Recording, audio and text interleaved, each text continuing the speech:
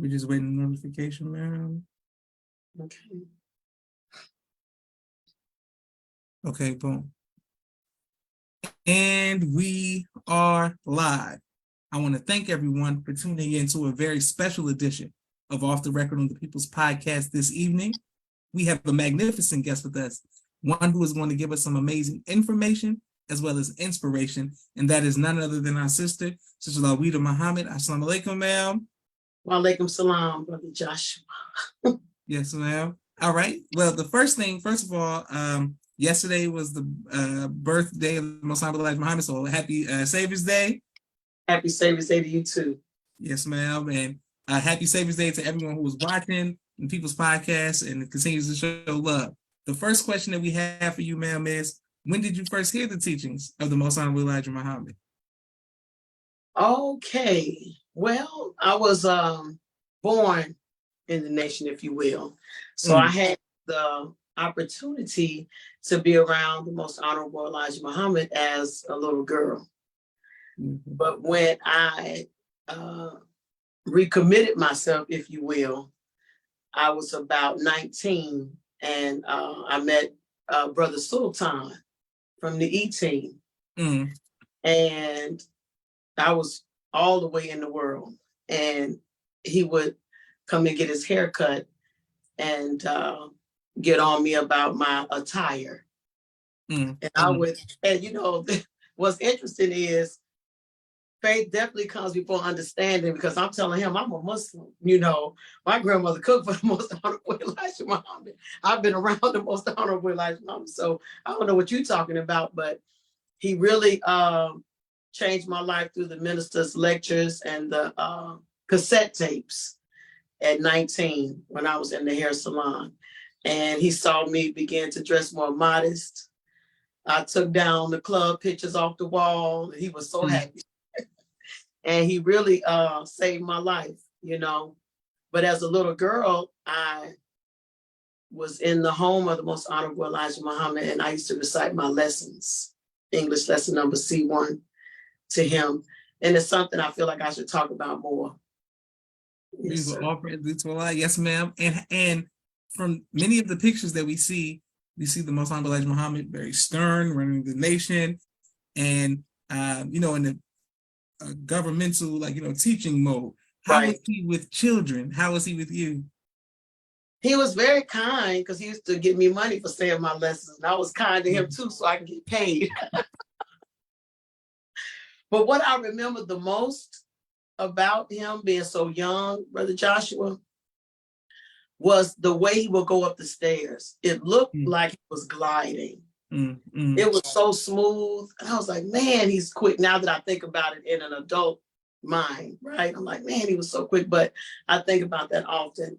But I remember him giving me money, and he would fold it up in a square. So you may have heard the minister talk about that, or Brother Khalil, that used to sell on Stony Island. Yes, ma'am. With him, and would give you money. It would be folded in a square. And you didn't know that that's what you were getting. So, but I'll be like, Assalamu alaikum, the Holy Apostle, I want to recite my lessons. And yeah, but that's what I remember. But pleasant, you know, very kind and gentle to the little ones. Oh, yeah. Praise to Allah. Beautiful. Yes, ma'am. And shout out to Brother Sultan for, you know, being an angel to come and help, you know, get you to recommit at 19. That's beautiful. Get me back right, Brother Joshua. He got me right. He would come down there, and let me tell you, I had them long smocks on. He was happy. He was like, "This is what I'm talking about." So he saved my life, Brother Sultan. And maybe a lot of people wouldn't know that, but he did. And I also understood what being a Muslim was. You know, I didn't have the understanding. You know. I really didn't. It's almost like when you grew up in the nation, right? And we're taught we don't eat pork, but we didn't always know why. So somebody was to ask why, because Allah said so, right? Or my mother said so. But as you get into the understanding, you're like, okay, now I get it now. But the faith came first. But I didn't know why. You know, I didn't have a clear understanding at that age. You know, yeah. Yes, ma'am. Well, all praise due to Allah. Well, speaking of that, growing up in the nation, what advice would you give to people who grow up in religion in a broad sense, but primarily in the specifically in the nation, who get to a certain age and we all have to make that decision? What advice would you give to people as far as to, make the, correct decision? Well, usually, sometimes, Brother Josh, you don't make the correct decision till after you mess up. And you find your way back, because for some reason, the Honorable Minister Louis Farrakhan said that, talking to our parents, that you didn't grow up in a world like this, so we have a tendency to just go out here in the world, and Allah, out of his grace and mercy, brings us back. And I don't want to misquote, but you can help me with this. I believe the Most Honorable Elijah Muhammad said, if you give Islam to your children the first 7 years of their lives, right? If they left, they would always return. If I'm saying that correctly. If I didn't say it correctly, charge it to my head and not my heart. Yes, but the foundation, there's nowhere else to go. After you had this all your life and you get out there in the streets and you see that that's nothing, So I experienced it. So I would say the correct decision sometimes comes, Brother John, after you mess up and you realize, if you're blessed to live to testify to it. Because some people don't live to testify. They just go out there and they don't return. But if you are blessed to live through that, because my daughter, and I don't think she would mind me saying this, she battled as a young person. She said, I want to know what it's like to do this and do that. And I said, something my mother said to me, because, children will tell you whether the experience is the best teacher. My mother said, well, sometimes the tuition is too high, So we had already paid the price. So you might not want to, I might have dodged that hole in the street so I can tell you there was a hole. But you may fall in and you might not be able to get out of it, right? So she was struggling with doing right and how attractive the world appeared to be, So it's really nothing you can do as a parent, but guide them the best you can. But the Honorable Minister Louis Farrakhan said it comes to a point where you're no longer dictating, all I can do is offer, So for the sisters and brothers and children of the nation, oh Allah, you're not missing anything out there. Hold on, because some of us already paid the price. And thank Allah, because I don't want to mix any words. As reckless as I was, I should be dead. I should be dead. And there are some things that even close people to me don't know about that 1 foot in and that 1 foot out. It almost cost me my life as in my 20s, maybe 19 or 20, after Brother Sultan reached for me. I was still struggling. And there was a gentleman that drove me on the oncoming traffic side of the street and had a 9mm. And to show you how in the world I was fasting, striving to fast so I could be a good Muslim, but then I had that foot in the world and it almost cost me my life. That's a true story. That's a true story. Yes, sir. So that's one hell of a testimony. What if something would have happened to me? We wouldn't be talking. That's right. So Sister Mary Alice said to me in Chicago at a celebration for Sister Carmela's restaurant on our daughter's graduation, Sister Mary Alice said to me, Sister Laweeda, those things that you experienced didn't happen to you. They happened through you as a service to others. So maybe we could save somebody else's life when they see that it's nothing out there. I literally should have been dead. Let's just keep it real. Reckless, all wild. Assalamu alaikum. That's why the minister said, the real you is not the you that shows up. The real you is the one that you hide. You understand? Yes, ma'am. So, I'm real full, so I don't want to get off topic, but yes, sir. I don't know. We right here with you, and people are showing you love all around the world. Thank you to Sister Rashida says, Happy Savior's Day. Sister Miriam says, Naima says, Assalamu alaikum, alaikum salam. Sister Aisha, Minister Jamil says, Assalamu alaikum, alaikum salam. Thank you very much. Brother Nelson Ramos, people just showing love saying, hey, thank you very much. Our praise to Allah, you're still with us. And we can't wait to put this on YouTube. Excellent. My next question is, I would have never known this, growing up with your children and seeing you when we were younger at MUI. I never saw you smile. I never saw you do anything that was undisciplined, super serious, drill top soldier. Do you miss drilling? Yes, I do. Yes, I do. And the funny thing is, being out here in Atlanta, I have been hiding in the background, like they say, hide in the shadows. Yes, ma'am. But one day I was drilling, got a taste of that thing. Boy, I tell you, that was so good. But I just kind of laid low. But when you said that to me, Brother Joshua, my daughter said it. She said, Mama, she said, you didn't smile much. And I was like, wow. That's why Allah says in the Quran to not exceed the limits.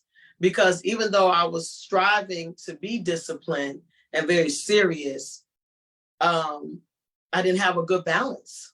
I was borderline mean. I just didn't have the balance. So the Honorable Minister Louis Farrakhan said that water is good for you, but you can cook with it or it can drown you. Fire, can warm you up, but it can burn your house down. So if there's no balance, I didn't have the balance. The Honorable Minister Louis Farrakhan also said on the Final Call Radio, I don't remember the lecture, he said, but I killed many along the way to get to where I am. So with that not smiling and that sense of major pain attitude, sir, yes, sir, type of attitude, man, I might have missed out on a lot of joyous moments, yes, if ma'am. you will, because I was very serious. I didn't play no games. I did not play any games. But that could have been my own personal trauma, guarded, striving to be, trying to protect myself. But yes, my daughter told me that. But I'm a lot of fun now. She loves it. Yes, I'm a lot of fun to myself. Okay. Yes, ma'am. Praise be to Allah. And many people, my parents, we would talk about my siblings. We would always point out to them how they were a certain way with us, but then with the grandchildren, super, a different kind of way. So that's the evolution of how it goes. You know what I'm saying? So yes, man, it's glad to see that you get to be in this phase of your life where you're just smiling and happy and stuff. So praise be to Allah. Well, let me say this too, Brother Joshua. Your parents and my parents, right? They were not only that way to the grandchildren, but they were that way to other people. So let's just keep it real. They were, you looking like, who is that? That ain't what I'm dealing with at home. What's going on? We run around here like Russian soldiers, you know what I'm saying? Notes throughout the house, don't do this, don't do that. I know about the notes. I know about You know about the notes. And you're hoping that the notes was written in bad penmanship so you can act like you don't understand it. Hell, they printed them notes out. You don't understand this. But you get around somebody else. So yeah, not only with the grandchildren, somebody else too. But it made us who are what we are too, Brother Joshua. And I hope and pray that in the future, there could be a platform for children that grew up in the nation. Absolutely. You know what I'm saying? Because a lot of us, we have a lot of pain. But that doesn't mean the pain is from the standpoint of a victim. I was a victim in my mind, but I'm no longer that. I'm no longer a victim because Allah got me through some of the darkest moments. And it's easier to be a victim and have a pity party and a woe is me and all of that. But none of it happened without Allah's permission. That's you understand what I'm saying? So I'm just thankful for that, and that's spiritual growth and maturity. It's up there with blaming white folks every day. The white man did this, the white man did that, but the minister said he can't hold you back. He cannot hold you back. He said he's not God, he's playing God. That's right. So we have to get to that space where we're no longer a victim. So my testimonies, the book that I'm going to write, the things that I share are no longer from the place of a victim. is from the place of a testimony, because it happened through me to help someone else.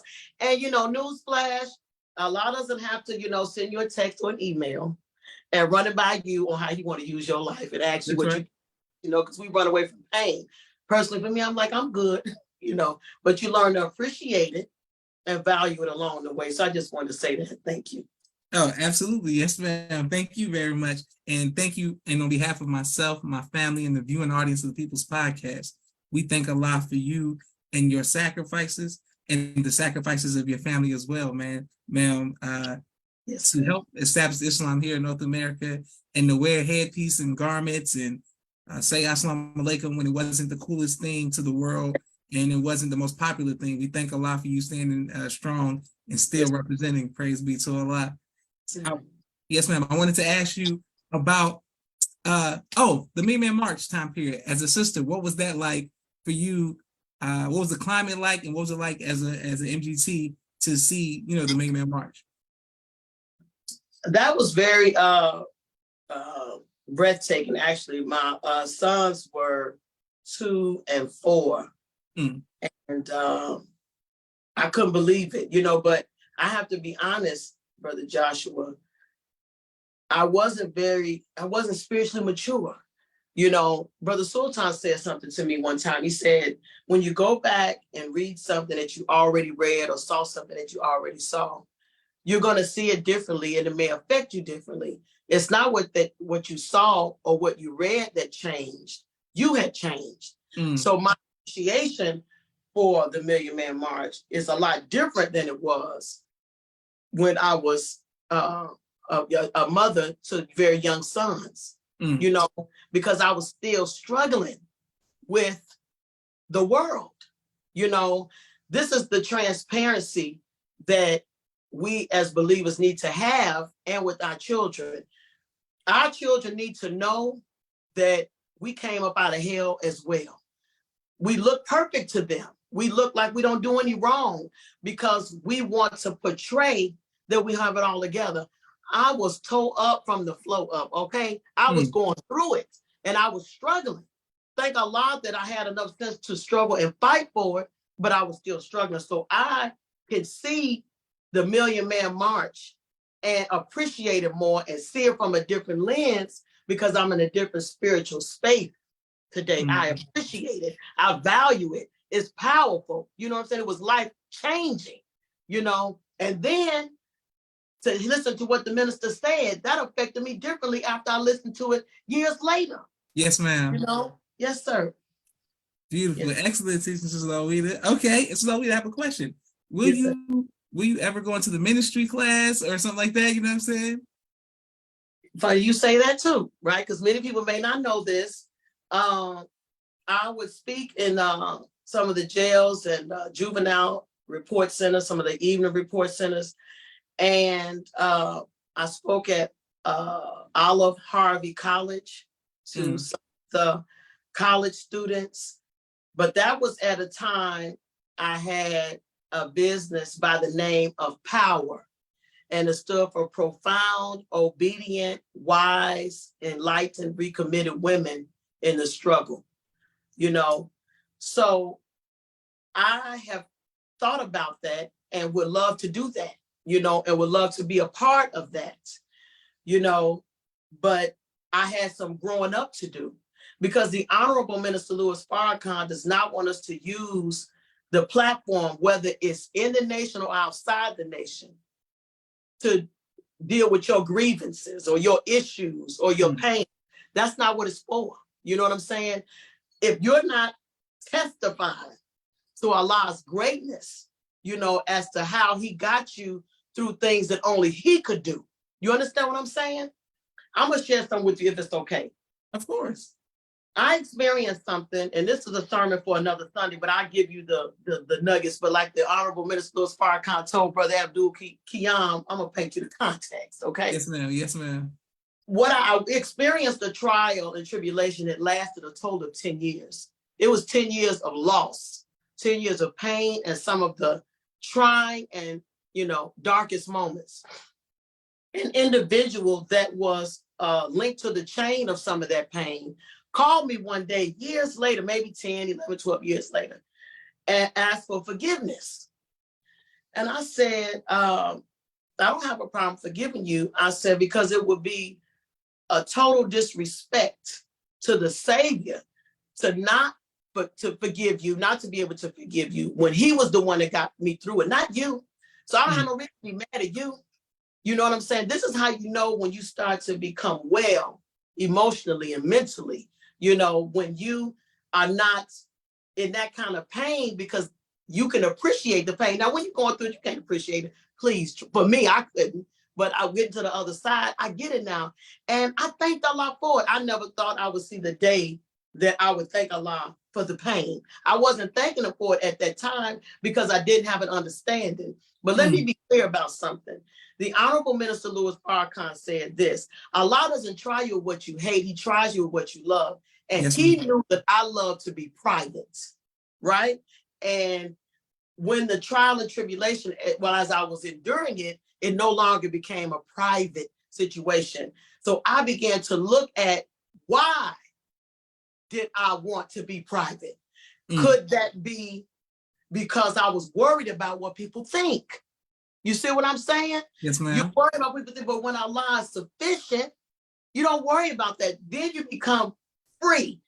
I wasn't free, but then we stand and say, I am not among the polytheists. Okay, that can be a question mark if you still worry about what folks think. So when she asked me for forgiveness, I did, but I didn't want to, was no need to be mad at her. Allah's the one that got me through it, and he's the one that permitted it, and I'm only alive by Allah's grace and in my right mind by Allah's grace. Because sometimes people define success with a lot of money and a fat bank account, a big house, and a big car. But when you can overcome one trial after the other and stay in your right mind and continue to fight for your Islam, that's success.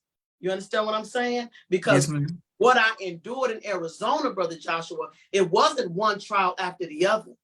It all happened at once. It all happened at one time. And all praises due to Allah. Yes, ma'am. Go ahead. So all the praises due to Allah. You're teaching, and people will bear witness all around the world saying, Assalamu alaikum.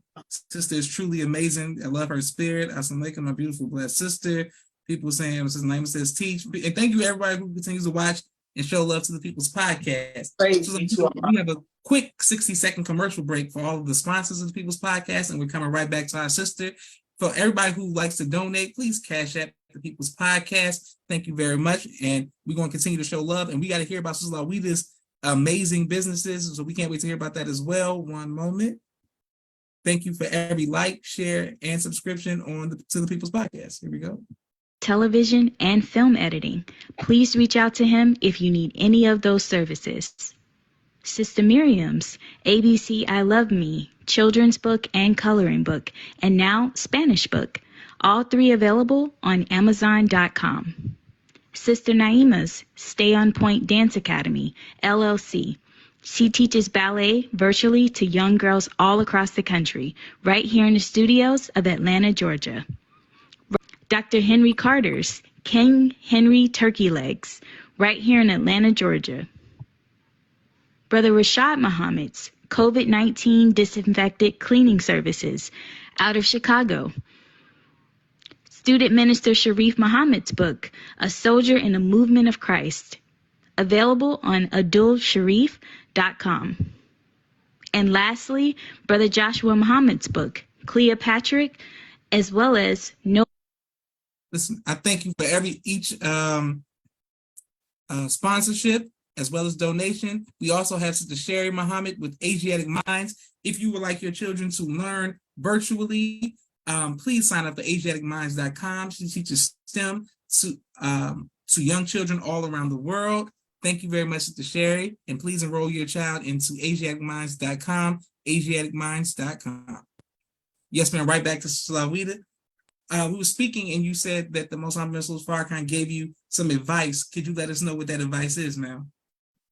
Yes. At that time, I was blessed to have very close contact with the family and was the hairstylist for Mother Khadijah and, fun girly things that we would do. And I was in the midst of that trial and tribulation, and I was suicidal. I was checked out. I was mentally gone. I didn't have any hope. I was all the way down at the bottom in my faith. I wasn't in a good place. And this is the one thing about just telling the truth and being transparent, because when we were at the home in Phoenix, and Mother said, tell Lewis what's going on, right? But the broken little girl in me that still had daddy issues was like, the minister gonna be like, okay, sweet little thing. I just know, like, it wasn't none of that, okay? It was none of that. But to watch the Honorable Minister Louis Farrakhan get fed while giving me advice. But the one thing that he said to me, and he said it like it's an instruction, go and hide yourself in Allah's bosom. He said, were you born with a twin? I said, no, sir. He said, well, who was in a womb with you other than you and Allah? I said, no one. I wanted to move to a different state. And he said, sister, Allah says in the Quran that he placed an enemy in every town. So you can go to Texas, there's one waiting on you over there. You can go to Atlanta, there's one waiting on you. Go wherever you want to go, because the opposition is waiting on you wherever you are. So he said, go and hide yourself, and into the bosom of Almighty God, Allah. And I said, yes, sir. But he made it very clear that I needed to make Allah sufficient, no wavering from that. And if I hide myself in Allah's bosom, then you don't see me, you see him, right? So she made me tell him everything. And then when my daughter was standing there, he got into her business too. I couldn't wait to get in the car. I said, what's going on with you? You didn't tell me this, but Allah's letting me know, giving me the 411. Beautiful. Yes. Excellent. All praise due to Allah. And speaking of your daughter, you will now have, you will be 5 generations of believers in your family. Is that correct? Yes, sir. My grandchildren will be 5th generation. All yes, praises due to Allah. That's beautiful. Yes, ma'am. Excellent. Okay, let's go back to you. Looking Mother Farrakhan up. We always see her hair, the edges, and the baby hair, and all that good stuff. So, yeah. How did that come about? Back in Arizona, Sister Maria called me when I was working at a salon in Glendale, Arizona, and that's how the beautiful relationship started. And I have to say that Mother Khadijah is just a super soldier, let me tell you, because she saw all of that hard work. I mean, I was going back and forth every other weekend to Chicago to make a way for myself. When I got to Arizona, I only had a few dollars, and I bought me a used car in 30 days, and my first salon 11 months, and then a bigger place. And Sister Maria and them helped me with it. And Mother Khadijah saw just how hard I was working. And there was a lady in the building that was selling some equipment. And she was working with another lady that maybe didn't have much money and kind of put on a payment plan. I said, I wonder if she would work with me. Well, it could have been the lighter than, or she was closer to white dynamic. We don't know, right? But she didn't want to work with me. So I said, okay. So I went back and told Mother. She said, where is the beauty supply? Mother Khadijah, when she took me to the beauty supply, she wrote that check and got me everything I needed. Everything I needed. And I had, that was the chairs, like the dryer chairs, right? So I had a really busy day, Brother Joshua, word is to Allah. It probably would have brought me in maybe $1,100 to $1,200 in that day. I had clients lined up, right? Because I was used to doing 20, 25 people a day. That was nothing. Allah tries you in the area of disappointment. Everybody canceled. And Sister Maria and Mother were on their way, or Sister Maria was, and Sister Donna, I believe, were on their way to get the equipment that I needed and sent them out to get, right? And I was going to have the money. I was to have the money when I finished working. Everybody canceled except for a $20 haircut. What am I gonna do with that? So I got in the car and I broke down and I cried. I'm talking about the ugly cry. And I said, Mother, I said, everybody canceled. I said, but if you put me on a payment plan, I will return your money. And she said, oh, girl, this is a gift. She said, just go get your life together. Happy Savior's Day. I said, Happy Savior's Day. Boy, I was robbing banks then. I was turning them upside down, getting to the money, Brother Josh. Yes, ma'am. Yes, ma'am. Yes, sir. Beautiful. Wow. All praise due to Allah. We love to hear beautiful stories like that. His name says all praise due to Allah. That's so beautiful. Yes, ma'am. Okay, we're gonna talk about your business and your current business right now. But what advice would you give to people who are who are entrepreneurs? What advice would you give? Go and listen to the Honorable Minister Louis Farrakhan's lecture, I Accept the Challenge. Because you started and you don't want to just ride the wave. You got to see it all the way through. And this is, man, I have a lot of visions, Brother Josh. And there was something that occurred not that long ago. And the voice was so clear. And it was the voice of the Honorable Minister Louis Farrakhan. And it was something from the Swan Song. But listen to that lecture, I Accept the Challenge. You have to have your mind made up, because once you say you're going to go forth in something, that means you have to see it all the way through. That means you are accepting the challenge of, I did the Sweet Auburn Music Festival. I had to accept the challenge of being there by myself. It was a daunting task, right? Have you ever heard someone say they're so tired they could cry? I got in the car, and when I packed up everything that Sunday night, the tears just rolled down my face. I was so exhausted. I was so tired, I did cry. I did it alone, but not without Allah's help. You understand what I'm saying? So are there times I want to quit? We go through that sometimes. I'll just speak for myself. At moments, because the minister said in the Closing the Gap that in your darkest hour is your greatest opportunity for triumph. When all the opposition looks like it's against you, you have to keep going. Yes, but you ma'am. can't do that, at the moment. So I say accept the challenge.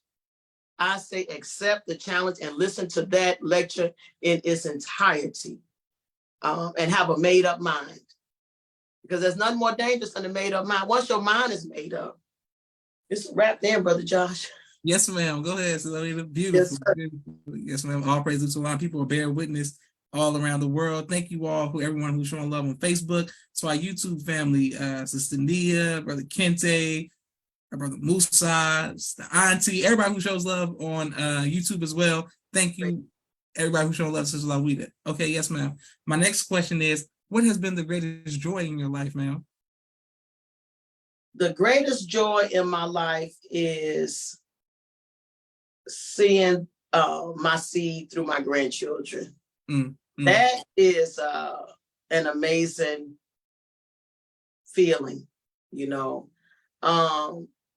one of the greatest joys, even above that, is Allah waking me up and give me another opportunity to get it right. When you messed up so much and you have more years behind you than you have in front of you, you may not have everything you want, but you have everything you need, because there are a lot of people that go through and don't know who to call on. And the Honorable Louis Farrakhan said, in Fear, Faith, and Truth, you have to call on what you got faith in. That's right. So you're in deep trouble if you don't know how to truly make him your everything. That, for me, is one of my greatest joys, because I remember getting up the other morning. I wasn't all the way up, but the first thing that popped in my head was just, thank you, Allah, for waking me up. Because who wants to die the same food they were yesterday? I know I don't. If I die tomorrow, I want to go out of here knowing that I was striving, not just talking it, but striving. And sometimes people may not see it, and that's okay, because you're not doing it for them. People may not notice. But I remember what the Honorable Minister Louis Farrakhan told us, the sisters, in our class one day. He said, ask Allah, the least little thing that you do that pleases him, ask him for anything that you want. So just to be pleasing to him and to have an opportunity to be pleasing allows me to not die and leave here the same Negro I was all those years ago. Who wants to do that? I didn't sign up for that. I want to do it better. Do we make it every day? No. But the minister said, you're not going to be all that you want to be because you want to be. You can be all that you want to be if you keep striving to be. So you can't quit. You got to accept the challenge of life. You got to accept the challenge of your goals. And you got to look past your circumstance, because Allah came in the person of a man. That's right. And that's where I have to go. So I thank Allah for that. All these struggles, all these trials, Brother Joshua. When people see me when I go to class, or they'll say, Sis Laweeda, how you doing? I say, under trial with a smile. Because Allah, the minister said in the Closing the Gap, that there are some of us that Allah keeps in struggle. And I am one of those that he keeps in struggle. Meaning he keeps me so close, I don't have nowhere else to go. And it's not a bad, it's the best. It's the best. Yeah. Go ahead. Yes, ma'am. And so we thank you very much for your transparency and your honesty. People are showing you love all around the world. And I just want to read some of the comments.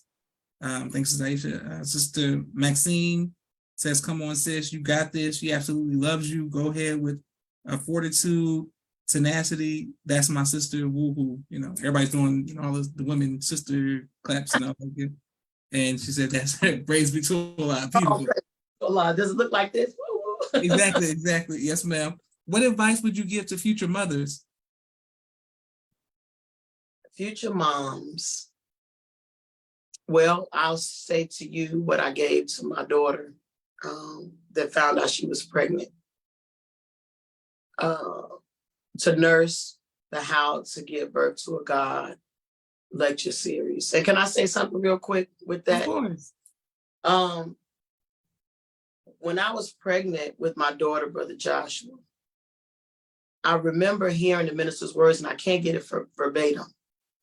But you don't ask children what they want to be when they grow up. You look at the world and see what it needs, and you give birth to it. There was a young man when I was pregnant with her that had gotten shot behind a hospital. He passed away. The hospital didn't go and get him because they said somebody had to call an ambulance to bring him in. When I was pregnant with her, I literally prayed for a doctor. I said, I want to give birth to a child that is going to be an advocate and go against the rules to save the lives of others.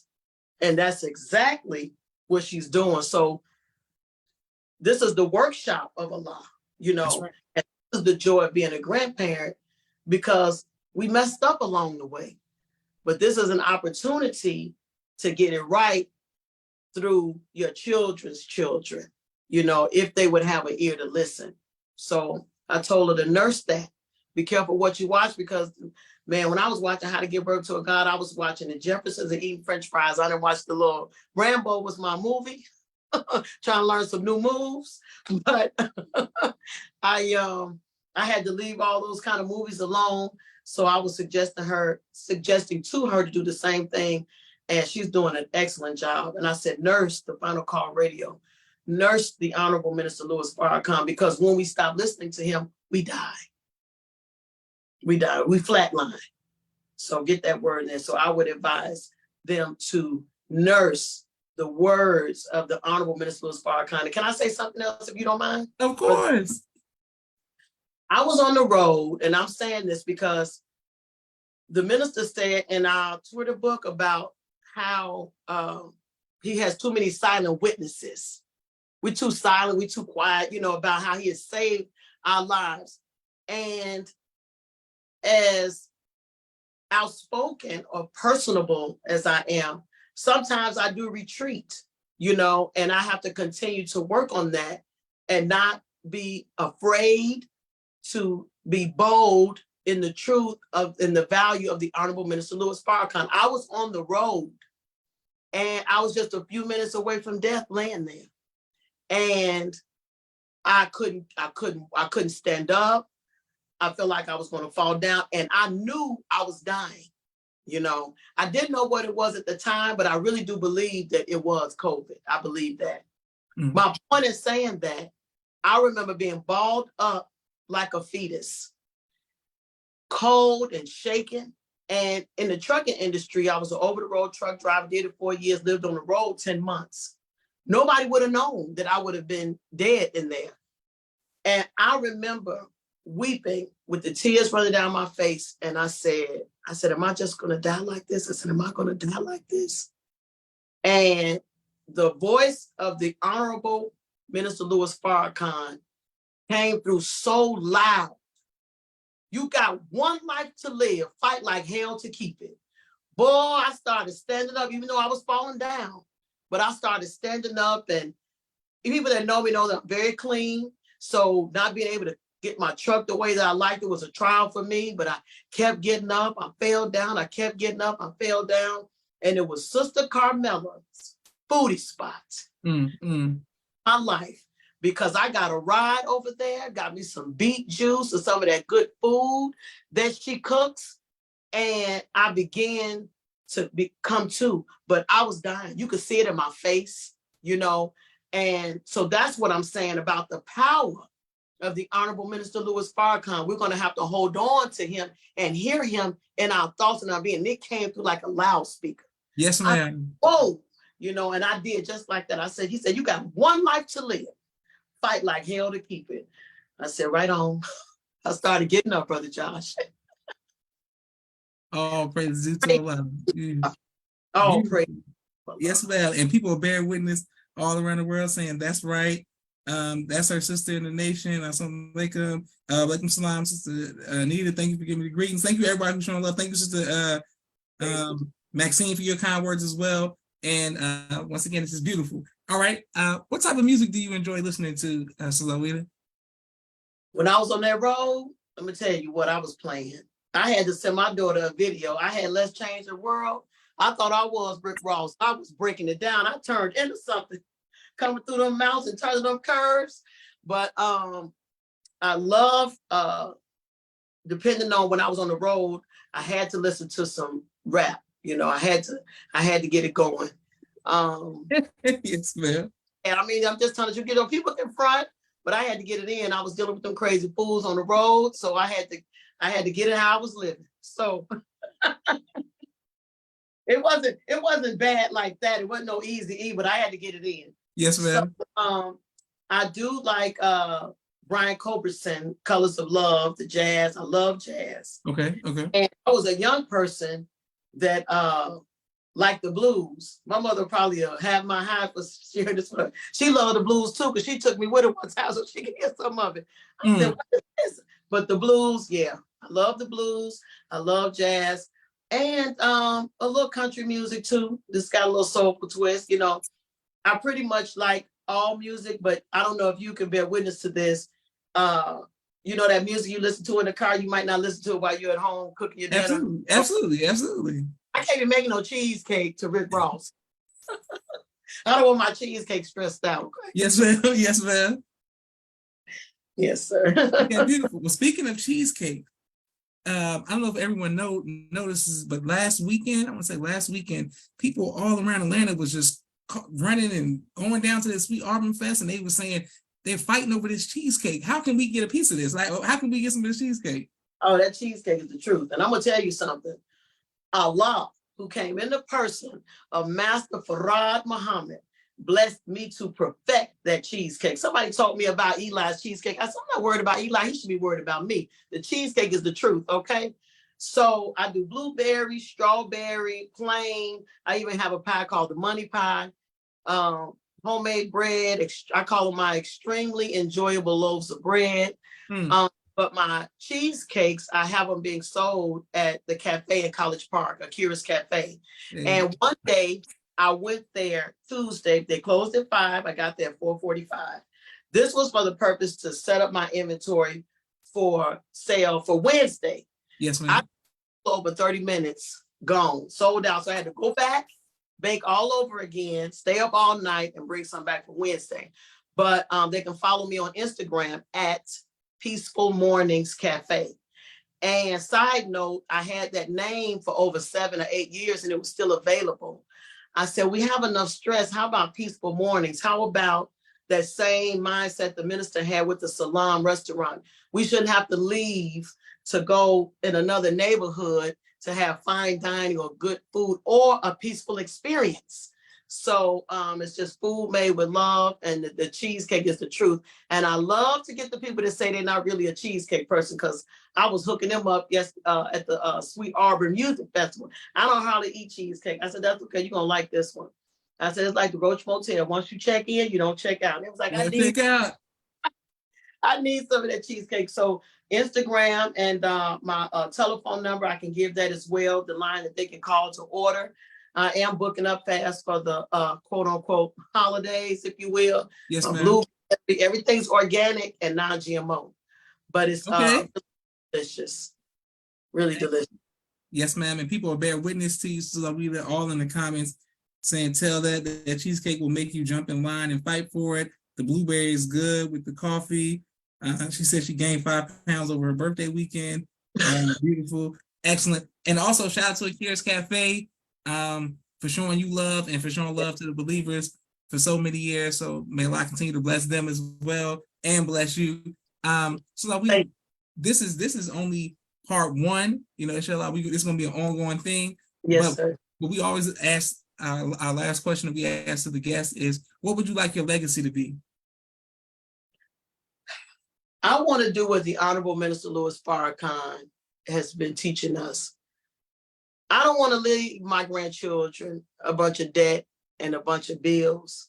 I want to leave them my idea coming into fruition.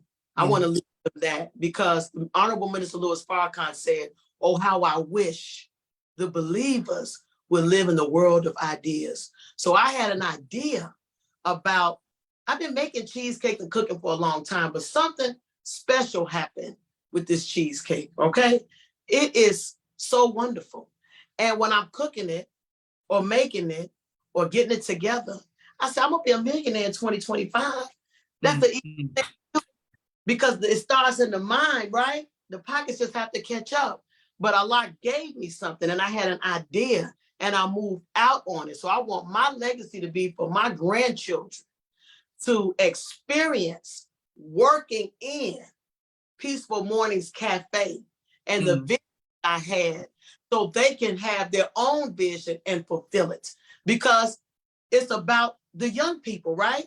So I want my legacy to be have an idea, move out on the idea in the name of Allah, and leave something like they do.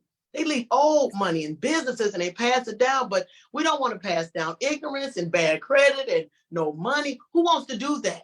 Let me pay the price for all of that and leave my legacy of bringing my idea and my vision into reality, you know, like a horse with blinders. Because now with the obstacles, I'm just looking at you, you know, you become an obstacle, I move you out my way or I go around you, because that faith could move a mountain, right? So I want my legacy to move mountains, bring your vision into reality, and move forward on your ideas. That's what I want my legacy to be, especially for my grandchildren.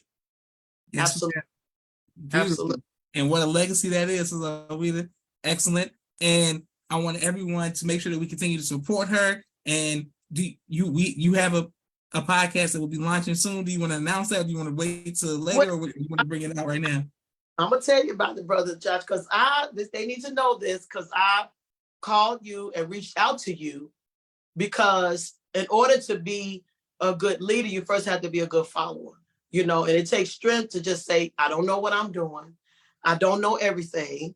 I look like I'm right all the time, but I'm not, okay? So I said, Brother Joshua, could you help me and teach me to do what you're doing so I can be like you? I admire you. I thank Allah for you, and you do a great job, you know?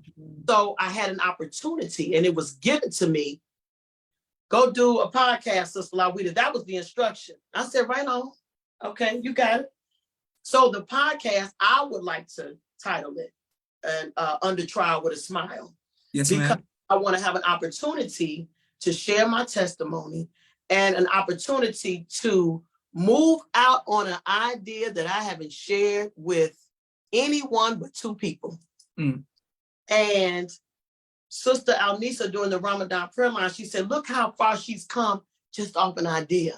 But I have an idea.